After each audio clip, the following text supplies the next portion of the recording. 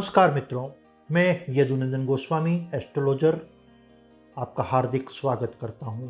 आज हम चर्चा करेंगे जातक को शिक्षा कैसी प्राप्त होगी, कब प्राप्त होगी, क्यों प्राप्त होगी, शिक्षा के क्या ग्रुपिंग है। शिक्षा एक बहुत ही महत्वपूर्ण विषय है। हर माँ बाप अपने बच्चे को एजुकेट करना चाहता है और एजुकेट करके अपने पाँव पे खड़े होने लायक और समाज में सभ्यता से बात करने लायक, आचार विचार सामाजिक रीति रिवाजों के अनुसार अपने को ढालने के लायक एजुकेटेड बनाने के लिए शिक्षा दी जाती है। शिक्षा प्राप्त करने का एक बहुत बड़ा स्वप्न है आजकल के युग में। सबसे बड़ा इन्वेस्टमेंट शिक्षा पर है।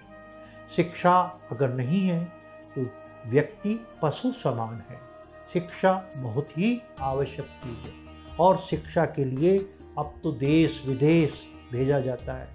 पहले छोटी सी क्लासों में भी अब 10-10 लाख रुपए का डोनेशन देते हैं और शिक्षा के क्षेत्र में पढ़ाई के लिए बड़ी बड़ी फीसें देते हैं। व्यक्ति चाहता है कि मेरा बच्चा छोटी क्लास से ही वो सारी विधाओं को ज्ञात करे जो चाहता है।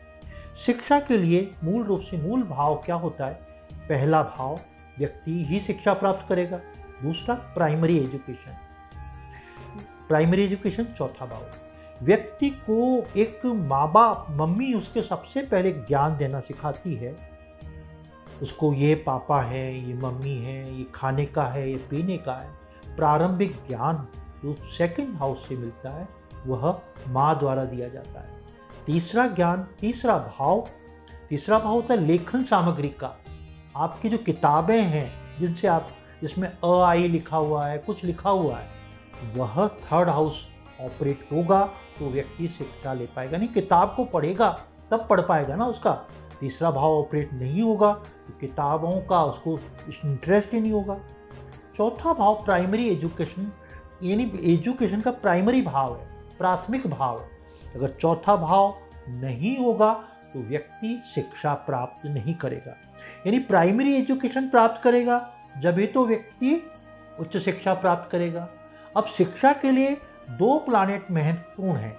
एक आपको तात्कालिक जो किताब पढ़ के जो सुनाता है व्यक्ति, या इंटरनेट से जो पढ़ते हैं हम, वो होता है बुद्ध के द्वारा जो ज्ञान प्राप्त होता है वह भी ज्ञान ही है।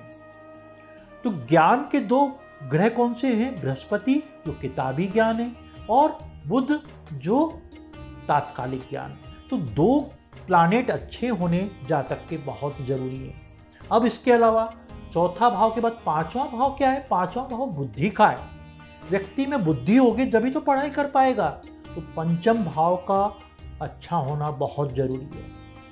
पंचम भाव अच्छा नहीं होगा तो व्यक्ति बुद्धि प्राप्त नहीं कर पाएगा। और नेक्स्ट भाव होता है नवम भाव, जो उच्च शिक्षा का भाव होता है।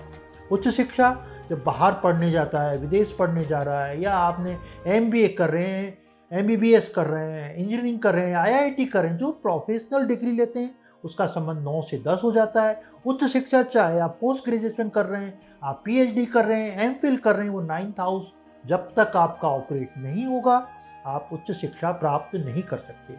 उच्च शिक्षा प्राप्त करने के लिए 9वां भाव होना बहुत जरूरी है।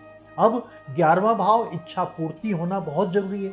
जब आपकी पढ़ने की इच्छा होगी, इच्छा जब ही तो पूरी होंगी। आपकी इच्छा ही नहीं होगी तो आप एजुकेशन नहीं ले सकते। इसमें भी बहुत सारी चीज़ें और भी हैं, जैसे विदेश में शिक्षा प्राप्त करना है तो 12वां भाव का ऑपरेट होना बहुत ज़रूरी है।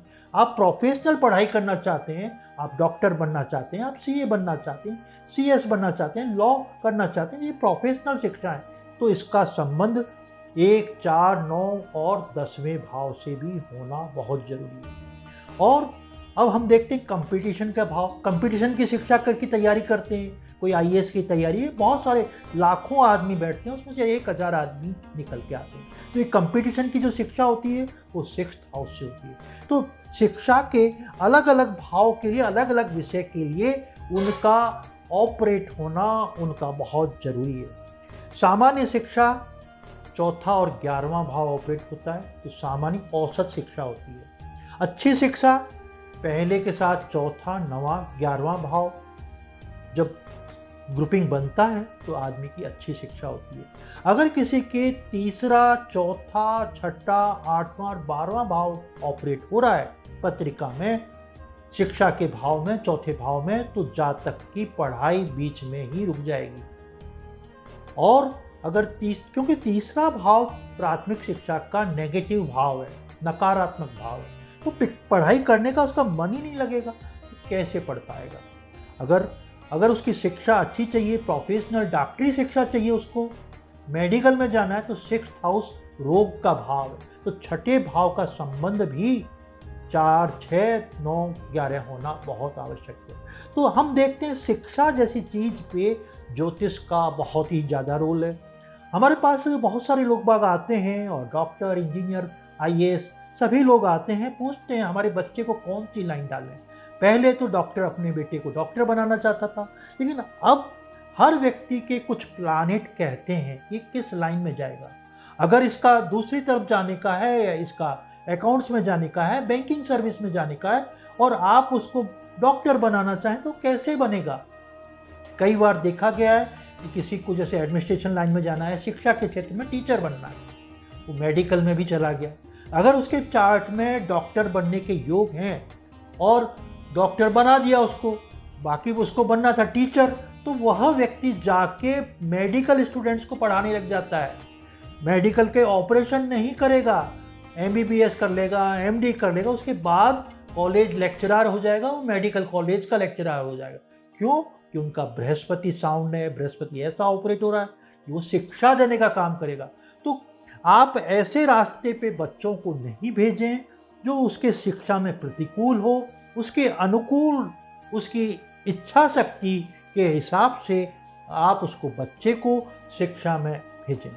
आपने देखा होगा इस संबंध में एक पिक्चर बनी थी आमिर खान की, 3 इडियट, उसमें यही मैसेज दिया गया था, बच्चा जो चाहता है उसको शिक्षा का क्षेत्र वही दिया जाए, उसे दबाकर उसको अपनी प्रतिभा के हिसाब से उसको फील्ड में जाने का मौका दिया जाए। आपने अगर मेरा चैनल सब्सक्राइब नहीं किया है तो चैनल सब्सक्राइब करें, लाइक करें। नमस्कार।